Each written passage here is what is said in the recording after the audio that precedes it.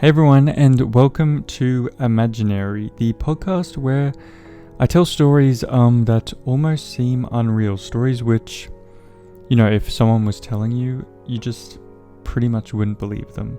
I was going to go with the title Unbelievable, but Netflix stole it, so thanks Netflix. But it's just stories which, hopefully you guys will enjoy to listen to. They're real things that it could happen to you if you get yourself in one of these situations, but it's also, kind of a way to maybe motivate you guys or inspire you to, make a better life for yourself, because a lot of them are really inspirational and stories of survival and redemption, and really shows how people have gone through horrible situations, but in the end have come out on the other side. And, as cheesy as it is, you have to go through the storm before you can see the rainbow. Something I definitely have experienced in my life. But so I hope you guys have enjoyed all the episodes so far. I've only done 3 for this podcast. I have 23 podcasts, but if you don't know, I've had 2 other podcast names, which kind of were different subjects. My first one was called The Big Dream Podcast, which was pretty much just all motivational stuff. And then I had The End Goal, which was all business stuff. And now I finally feel like I found my niche where, I'm telling stories which I find really interesting in, a cool way. And, if you're listening, you can also watch this on YouTube. Just type of Imaginary Podcast. And I kind of edit down the podcast into a cool little documentary type video with music and footage and all that stuff. So go check that out if you want to. And if you're watching, check out the audio version, because it comes out first, so you get the exclusive on there. But so it's available on Apple Podcasts, Spotify, SoundCloud, and all that other stuff. But yeah, pretty much I say this in front of all my podcasts. If you look back at those, you'll find out all that good information. Actually haven't done a podcast in a while. My last film one was over 2 weeks ago, and my last audio I think was 3 weeks ago. So I'm a procrastinator, clearly. Definitely not staying on the grind with this one, but I've had some other stuff which I've had to deal with in my other work life. So hopefully now I can stay consistent and can put out more for you guys. I'm definitely going to be putting a lot more attention onto my podcast, both audio and the visual, and on all my social medias. So if you want to check that out, it's also Imaginary Pod on Instagram and Twitter. But enough with the shout outs to all my platforms. Today I'm going to be telling you the story of it's a really interesting one. It is the story of a man named Ishmael Beah. I'm not quite sure if I'm pronouncing that right. As I say with all these podcasts, there's always someone with a name that I can never pronounce correctly, but hopefully that's right. And pretty much it's a story of survival and redemption, and a story of not only peace but also of war and destruction. So it pretty much it's a story that you really need to listen to really understand the full logistics of it, because it's a crazy one and it's a really eye-opening situation which I think everyone should know about. So make sure to really watch to the end to figure it out and listen to the entire story, because it is really one that is crazy. So pretty much the story starts in early 1993. Ishmael was only 12 years old, and he was separated from his family as the Sierra Leone civil war had broken out, and the rebel army known as the Revolutionary United Front, or the RUF, had attacked his hometown in the southern part of the country, which pretty much separated him from his family and caused mass destruction in the town, and pretty much left little 12-year-old Ishmael by himself and to his own sources. And he's so young that not necessarily, an age where you can maybe cope without your parents. 12, maybe you can, but most likely not. So Pretty much Ishmael had, he ran away along paths and roads that were littered with dead bodies, some mutilated in some horrible ways that still leave scarring on his mental health to this day. He ran for days, weeks, months, and he couldn't believe that the simple and precious world that he had known had pretty much crumbled in front of him. The nights where they were celebrating with storytelling and dancing was now a place where only guns spoke, and sometimes it seemed even the sun hesitated to shine. His whole life had been pretty much turned around. Everything he had known was just had vanished. He was no longer with his family. He no longer was in that comfort zone. He was just alone and scared and super young and just in a situation that no 12-year-old should ever be. So pretty much after he had discovered that his parents and his 2 brothers had sadly been killed, he had never felt more lost and worthless in a world that had become pregnant with the fear and suspicion as neighborhoods turned against neighborhoods and child against parents. Surviving each passing minute was nothing short of a miracle to him. People were being murdered left, right, and center. As I said, dead bodies were everywhere. It was just a place of destruction, and to survive through this was really a miracle in Ishmael's in his eyes. To still be living, and it's crazy. But after almost a year of running, along with some friends that he had met along the way, he arrived at an army base in the southeastern region. They had thought that they were now safe. Little did they know what would lie ahead.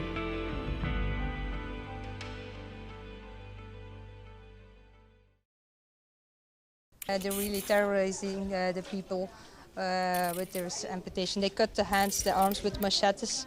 We heard a story about a woman. The rebels called her and said, "Do you want to bring a letter to Bo?" And they gave the letter and they took her hand and they cut off her hand at that moment. So there's a lot of really horrible stories. In 1949, he pretty much had to endure his first ever battle in war.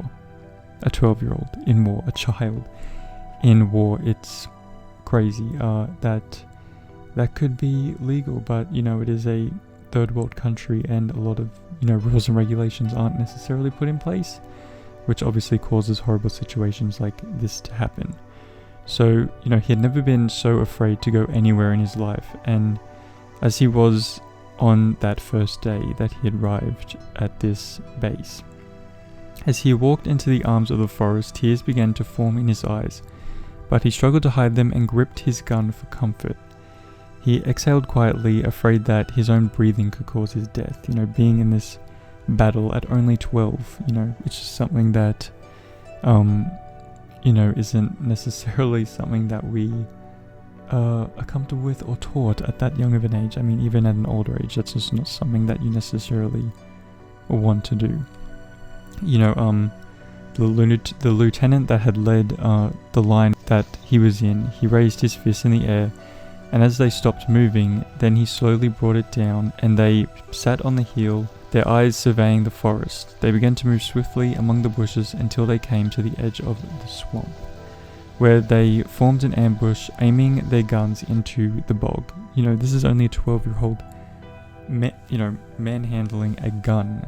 That's just obviously not okay at all. And, I doubt he probably even knew how to even use one correctly. I'm not sure if they taught these children how to, effectively use them, but yeah, it's really crazy. But, so yeah, pretty much they laid flat on their stomachs and waited. He was lying next to his friend, Josiah.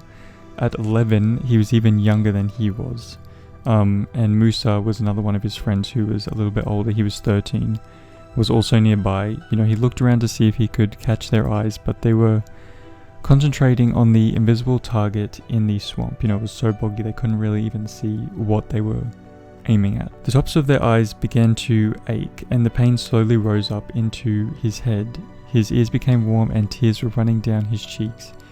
Even though he wasn't crying, the veins on his arms stood out and he could not feel them pulsating. They waited quietly as hunters do, and the silence tormented them. Having to wait for something to happen, and kind of the fear of the unknown, not knowing what was going to happen to them.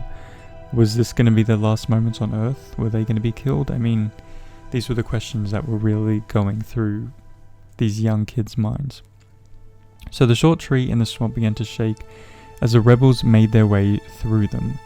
They weren't yet visible, but the lieutenant had passed the word down through a whisper that was relayed like a row of falling dominoes. Fire on my command. As they watched, a group of men dressed in civilian clothes emerged from under the tiny bushes. They waved their hands and more fighters came out. Some were boys that were even younger than he was. They sat together in line, waving their hands, discussing their strategy. His lieutenant ordered a rocket-propelled grenade, an RPG, to be fired, but the commander of the rebels heard it as it whooshed its way out of the forest. I can read. So retreat, he yelled out to his men, and the grenade blast got only a few rebels, whose split bodies flew in the air. Remember, this is a 12-year-old witnessing these things. Even for a grown adult, this is horrific and absolutely traumatizing. So the explosion followed by an exchange of gunfire from both sides. And he pretty much just laid there with his gun pointed in front of him, unable to shoot. His index finger had become completely numb. He felt as if the forest had turned upside down and he was going to fall off. So he clutched the base of the tree with one hand. He couldn't think, but he could hear the sounds of the guns from far away in the distance and the cries of the dying people in just horrific pain. A splash of blood actually hit his face. In his state of fear, he had opened his mouth a bit, so he tasted some of the blood. Yes, this is kind of sad to hear, but it's the reality and it's the truth. As he spat it out and wiped it off his face, he saw the soldier had come from. The blood poured out of the bullet holes in him like water rushing through newly opened obituaries. His eyes were wide open. He still held his gun. His eyes were fixed on him when he heard Josiah screaming for his mother in the most painful, piercing voice he had ever heard. It vibrated inside his head to the point that he felt his brain had shaken loose from its anchor. So he searched for Josiah. An RPG had tossed his tiny body off the ground, and he had landed on a tree stump. He wiggled his legs as he cried gradually came to an end. There was just blood everywhere. It seemed as if bullets were falling from the forest from all angles. He crawled to Josiah and looked into his eyes. There were tears from them, and his lips were shaking as he couldn't speak. As he watched him, the water in his eyes was replaced with blood that quickly turned his brown eyes red. He reached for his shoulder as if to pull himself up, but midway he stopped moving. The gunshots faded in his head, and it was as if his heart had stopped moving and the whole world had just come to an abrupt stop. He covered his eyes with his fingers and lifted him from the tree stump. His backbone had been shattered. He placed him on the flat of the ground and picked up his gun. He didn't realize that he had stood up to take Josiah off the tree stump. He felt someone tugging at his foot. It was the corporeal. He was saying something that he couldn't understand. His mouth moved and he looked terrified. He pulled him down, and as he hit the ground, he felt his brain shaking. "Get out," he was screaming. "Shoot," he said. As he crawled away from him to resume his position, as he looked to where he laid, his eyes caught Musa, whose head was covered with blood. By the way, I forgot to put a warning before this video. It's gonna be graphic, but it's the stuff needs to be known. This is stuff that happens pretty much still to this day in these countries, and there's people who really live with this, and obviously we can just easily hear this story and go off to our, privileged lives and just have fun and, do whatever we want to, but there's people who genuinely go through these things, and I think hearing this stuff, it really just makes you grateful for the life that you personally have, no matter what maybe horrible things you're going through. Hearing this stuff, it kind of makes you go like, damn, that thing that I was angry about isn't necessarily as big as something like this. So pretty much his hand looked too relaxed. He turned toward the swamp where there were gunmen running. Trying to cross over, his face and his hands and shirt and gun were drenched in blood. He raised his gun and pulled the trigger, and he killed someone. Suddenly all the death he had seen that day was touched by war began flashing in his head. Every time he had stopped shooting to change magazines, he saw two lifeless friends. He got angry, pointed his gun into the swamp, and killed more people. He shot everything that moved until he was ordered to retreat because they needed another plan. Obviously, this can really just mess someone up. Just witnessing this stuff, and for him, he had the reaction of obviously just straight anger. Two of his friends, one younger and one a little bit older, but only 11, 13 were laying there dead, and he was just angry and obviously took this out on just anyone who he could. So, they took the guns and ammunition off the bodies of his friends and left them there in the forest, which had taken on a life of its own, as if it had trapped the souls that had departed from the dead. The branches of the tree seemed to be holding hands and bowing their heads in a prayer. In the swamp, crabs had already begun feasting on the eyes of the dead. Limbs and fragment skulls laid on top of the bog, and the water in the swamp was stagnant with blood. He was not afraid of these lifeless bodies. He despised them and kicked them to flip them and take their guns. These were of the enemy soldiers, which obviously he sees as, the people who had taken his friends away from him. So obviously he didn't have a good reaction to them. So pretty much they returned to their village, their base, and with nightfall they sat against the walls of their houses. It was quiet, and perhaps afraid of the silence, they began to, clean off their guns and, test out all the weaponry that they had found when they were out. And when he went for supper that night, he was unable to eat. He only drank a little bit of water and felt nothing. He just laid on his back in his tent with his AK-47 across his chest and the G3 he had found from the rebel leaning on the peg of the tent.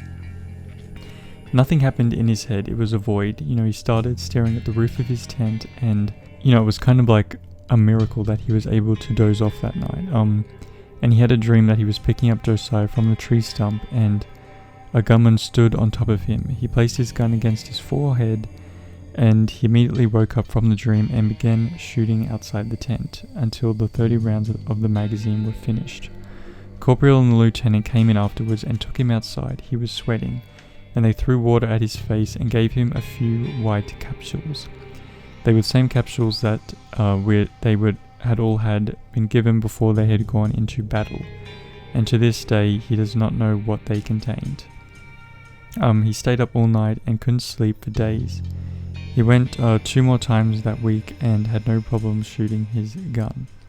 So by capsules, I mean they were literally pretty much medicine, vitamin capsule things, and he had no idea what they were. They could have been drugs or, he really doesn't know. So their raids were complete. We'll just go with that. They stayed put at the base, and the boys took turns guarding posts around the villages.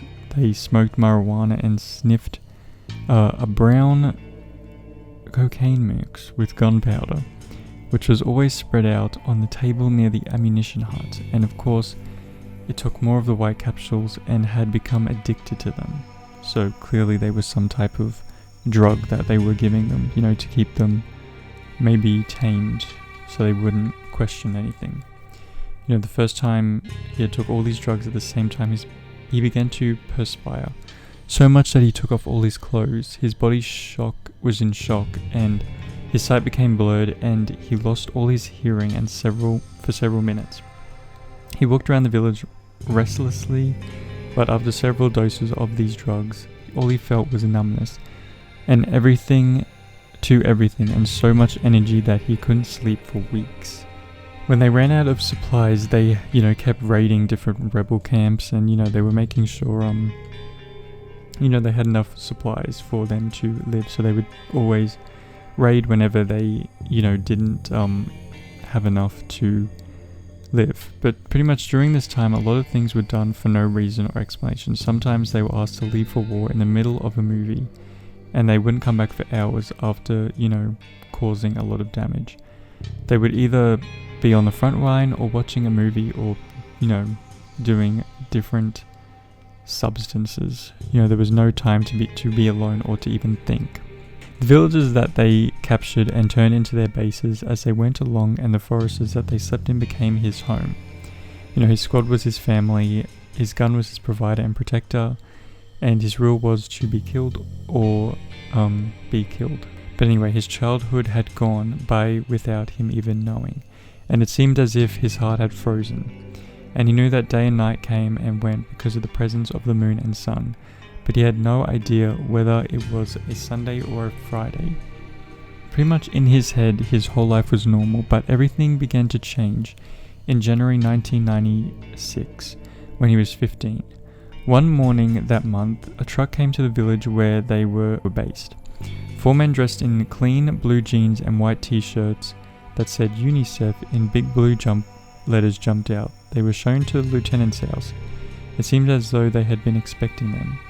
As they sat talking on the veranda, they watched them under the mango trees, where they sat cleaning their guns. Soon all the boys were told to line up for the lieutenant, who selected a few of them and asked the adult soldiers to take away any guns and ammunition. A bunch of the boys, including his friend Elijah, is that how you pronounce that? And him were ushered to the truck. He stared back at the veranda where the lieutenant now stood, looking in the other direction towards the forest, his hands crossed behind his back. He still didn't know exactly what was going on, but he knew that he was beginning to get angry and anxious. Why had the lieutenant decided to give them up? They thought they were part of the war until the end. They were on the road for hours and had gotten used to always moving, and hadn't sat in one place idly for that long of a time. It was night when the truck stopped at a center where they were other boys whose appearances, red eyes and somber faces resembled their own. Him and his friend looked at this group and asked the boys who they were. A boy who was sitting at the stoop angrily said, "We fought for the RUF. The army is the enemy. They fought for freedom, and the armies killed his family and destroyed his village. He will kill any of those bastards anytime he gets the chance to do so." The boy took off his shirt to fight, and on his arm was the RUF brand thing on his arm. Mambu, one of the boys on his side, shouted, "They are rebels," and reached for his bayonet, which he had hidden in his army shorts. Most of them had hidden either a knife or a grenade before their guns had been taken from them. Before Mambo could grab his weapon, the RUF boy punched him in the face. He fell, and when he got up, his nose was bleeding. The rebel boys drew out the few bayonets they had in their shorts and rushed towards them. It was war all over again. Perhaps the naive men who had taken them to the center thought that removing them from the war would lessen their chances to hate the RUF, and it hadn't crossed their mind that a change of environment wouldn't immediately make the boys normal. They were dangerous and brainwashed to kill. One boy grabbed him by the neck from behind. He was squeezing for the kill. He couldn't use his bayonet effectively, so he elbowed him with all his might until he would let go of him. He was holding his stomach when he turned around and stabbed him in the foot. The bayonet struck, so Ishmael pulled it out with force. He fell, and Ishmael began kicking him in the face, and as he went to deliver the final blow with his bayonet, someone came from behind him and sliced Ishmael's hand with a knife. It was a rebel boy, and he was about to kick him down when he fell on his face. Eliaji had stabbed him in the back and pulled out a knife, and he started kicking the boy until he stopped moving. And he wasn't really sure whether he was unconscious or dead. So pretty much they were all broken apart after that, but that night they were all moved to a rehab center called Benenholm. After he had been in Benenholm for more than 3 months, he was sent to the mini hospital for a checkup. The nurse on duty was named Esther, and he had met her once before when he was sent to the mini hospital after cutting his hand punching a window. Esther wore a white uniform with a white hat. Her white teeth contrasted with her dark, shiny skin, and when she smiled, her face glowed. She was tall and had a big brown eye that were kind and inviting. She must have been about 30, which he thought was too old. But that day, before Esther examined him, she gave him a present, a Walkman and a Run DMC tape. He used to listen to rap music a lot before the war and loved it because of its poetic use of words. And it is a real healer, you know. For a lot of people, you find music and just sound can really heal someone, especially when they've gone through a traumatic situation. So pretty much over the next few months, he would visit Esther on and off and, you know, whatnot. And it pretty much, you know, this would help him a lot with his recovery process. At the beginning of his 7th month at Benin home was when one of the field agents, Leslie, came to tell him that he was responsible for repatriating him, the term used to describe the process of reuniting ex-child soldiers with their former communities. However, his family was dead, but he knew that his father had a brother whom he had never met, and one Saturday afternoon about 2 weeks later, he chatted with Esther and Leslie walked in smiling wildly. "What is the good news?" Esther asked. Leslie examined his curious face, then a tall man walked in, and she said that it was his uncle. And so pretty much he got up and hugged his uncle, and with his embrace he hugged him harder and harder. And as his uncle promised, he came to visit him every weekend. And for about a month or so later, at Benin home, Leslie told him that it was time for him to go and live with his uncle. And pretty much he ended up moving into his uncle's home. So yeah, he pretty much moved in with his uncle, and he ended up moving to New York City, and there he had just a normal life, and he's now thriving in just his regular life and has told his story in book form and, you know, in many interviews, and he's now just a regular man who managed to really find the light at the end of this dark tunnel. But yeah, I hope you guys enjoyed this story. It's very interesting and very dark, but it's something I think we all need to know about, as yeah, this is stuff that is going on in the world, and as we just sit here and kind of go day by day as just average, you know, just the average stuff, there's people out there really suffering, and I think that this really shows that, you know, these kids are going through this. So I think our little issues, you know, they may still hurt, but they're not as bad as this. So yeah, anyway, I hope you guys enjoyed. If you did, make sure to leave a like, subscribe, share, and leave a comment on what you think about the story or what stories you want me to tell next. I hope you have a great day, and I will see you all next time. Stay motivated. Peace.